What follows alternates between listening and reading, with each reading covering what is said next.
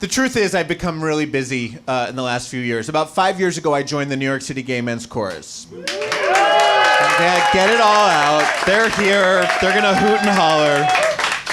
Don't encourage them. They'll start singing. It's awful.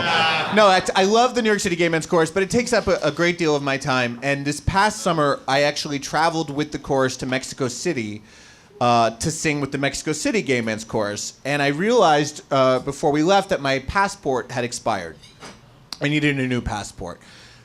Passport technology is the only technology that has not improved at all over the course of my 76 years.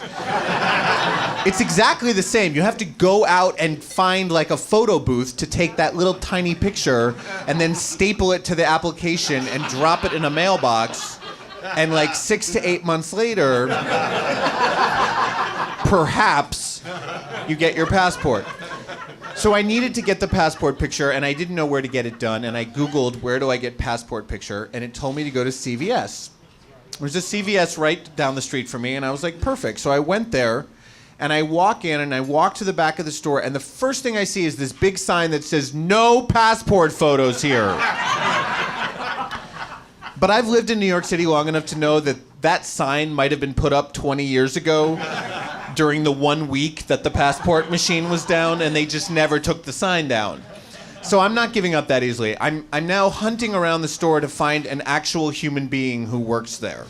Everything is automated at CVS now. There's like self-checkout, and the pharmacist is like a robot dog.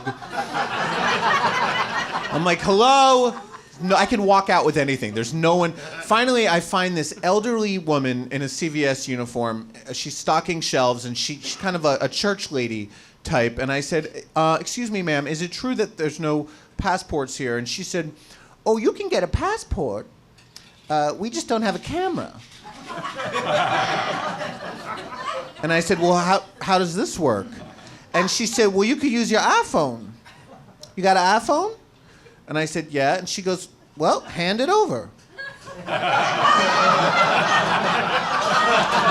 right. So I hand her the phone, and she brings me over to this white background, and she, backs me up against the white background, and she holds up the phone, and I'm giving her a few poses. I'm giving her some face, and then she says, okay, and she hands the phone back to me, and she says, okay, now you see that machine over there? You see that cable? You're gonna plug your phone into the cable, and your picture's gonna come up on the screen. And I said, will all my pictures come up on the screen?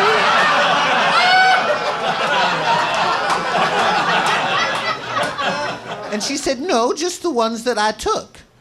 And I was like, well, I don't know how that's possible. But here goes.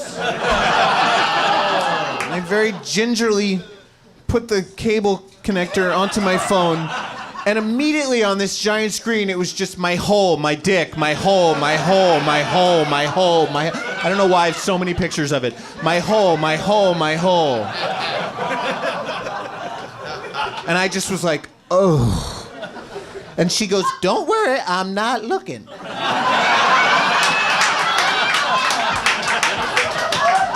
There's no way she's not looking.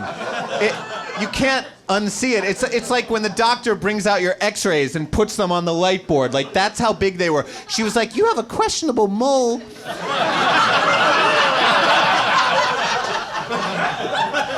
There's also a line of people behind me, like, everyone's, So she starts to scroll through my pictures. Can I just tell you, it went to my hidden folder first, and then proceeded to go through all 800 other photos of my phone until she got to the 3 that she had taken. Those were at the end, and they were all horrible.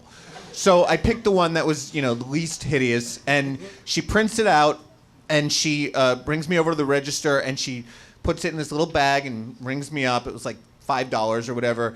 And then as I'm leaving, she goes, wherever you're going on your trip, I'm sure you're gonna have a good time.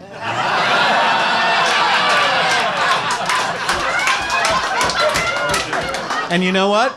I did have a good time in Mexico with the New York City Gay Men's Chorus and the Gay Chorus of Mexico City. I had a really good time.